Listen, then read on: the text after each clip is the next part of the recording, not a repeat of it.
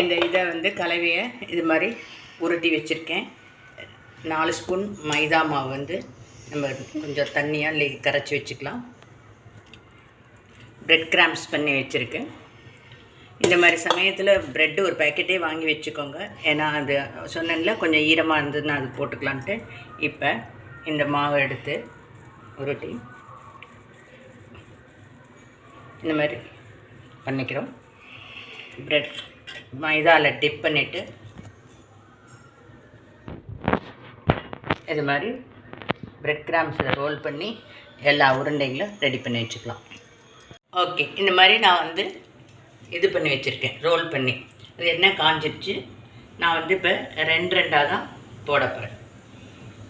எண்ணெய் வந்து ஓரளவுக்கு மூழ்கிற அளவுக்கு நல்லா இருக்கணும். அப்போ தான் நல்லா ரோஸ்ட் ஆகும். கம்மியாக இருந்ததுன்னா பீஸாக போயிடும். டேஸ்டியான கிறிஸ்பியான காலிஃப்ளவர் ரோல் ரெடி.